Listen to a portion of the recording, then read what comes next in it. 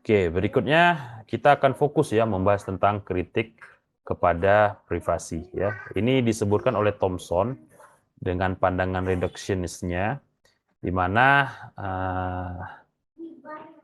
di sini disebutkan bahwa little agreement ya. Jadi sungguhnya tidak ada kesepakatan, atau kalaupun ada ya sedikit ya kesepakatan terkait dengan definisi dari privasi. Nah, Thomson mengatakan sejumlah kasus yang kita pikirkan adalah violation dari privasi ya. Jadi dia meneliti beberapa kasus-kasus ya yang terkait dengan privasi.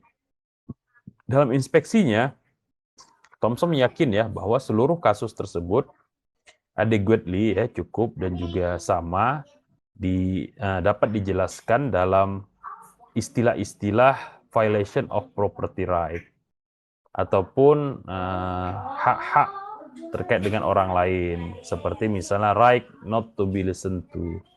Nah, ujung-ujungnya hak terkait dengan privasi menurut Thomson view hanyalah atau sekedar ya cluster of right. Nah, ini jadi pendapat dia. Jadi sebenarnya udah dibahas, buat apa lagi ada.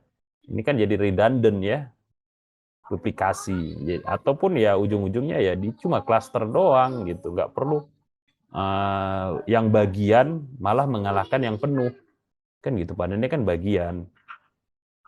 Terus kemudian right ini dalam cluster dan seringkali overlap oleh aturan-aturan yang lain juga ya. Padahal dia sudah bisa dijelaskan sebagai property right atau rightly to bodily security. Nah, jadi di sini pandangannya adalah sesungguhnya privasi itu derivatif. Dalam artian tidak ada kebutuhan untuk menemukan apa yang sama ya dalam cluster terkait dengan privacy right.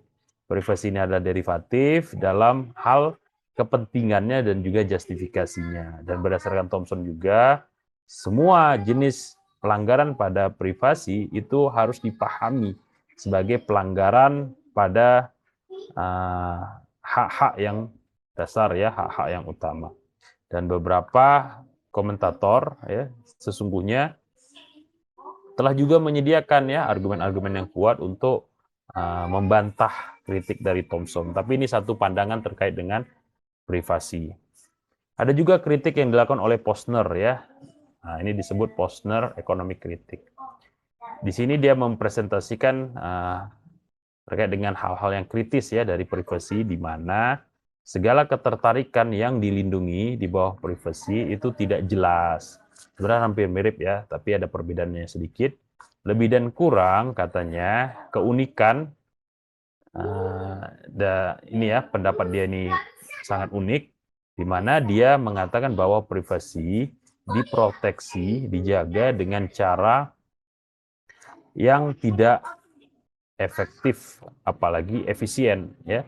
Jadi boros ya, buang-buang uang. Nah, respect dia kepada informasi, di sini Posner mengatakan bahwa privasi hanya boleh diproteksi ketika akses kepada informasi akan menyebabkan atau membawa efek negatif untuk menurunkan value-nya. Contoh misalnya membolehkan student ya mengakses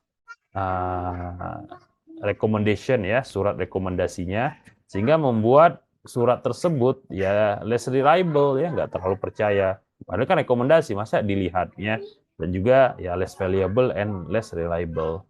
Harusnya kan remain confidential atau private ya. Jadi yang bisa melihat ya hanya yang diberikan surat rekomendasi tersebut. Nah, fokus kepada privasi sebagai kontrol, maka di sini Posner argue ya bahwa concealment ataupun pemilihan ya pengungkapan informasi tersebut seringkali mislead ya ataupun manipulatif kepada yang lain, ataupun hanya sekedar untuk mendapatkan cuan ya ataupun uang.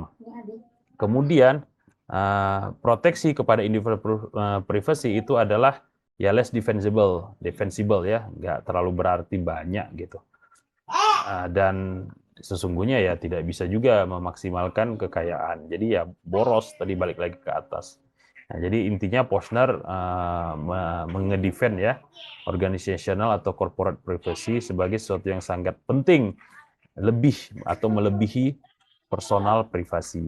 Jadi Posner condong untuk organizational privasi yang terkait dengan ekonomi ya, atau berkaitan dengan membantu pertumbuhan ekonomi.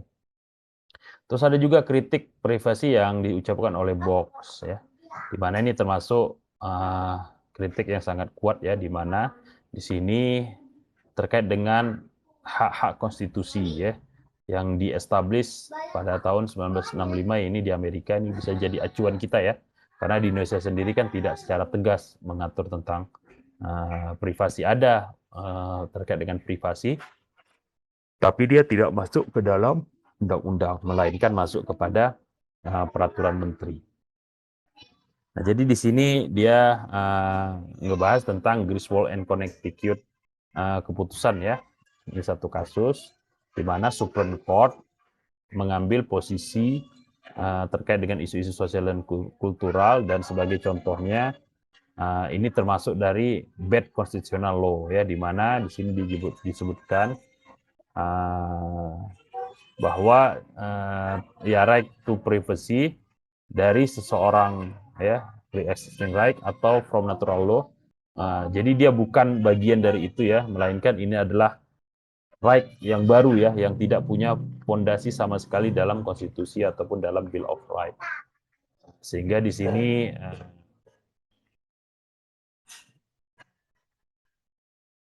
dan tetapi ya sesungguhnya pandangan Bock ini ditentang juga ya oleh Douglas, yang mengatakan bahwa sesungguhnya sudah ada di First, Third, Fourth, Fifth, and Ninth Amendment. Nah, harus dipahami bahwa proteksi yang dilakukan oleh amandemen menunjukkan zona privasi telah diproteksi untuk rakyat ya, dan itu di cover, di mana ya terkait dengan family life dan juga terkait dengan rumah.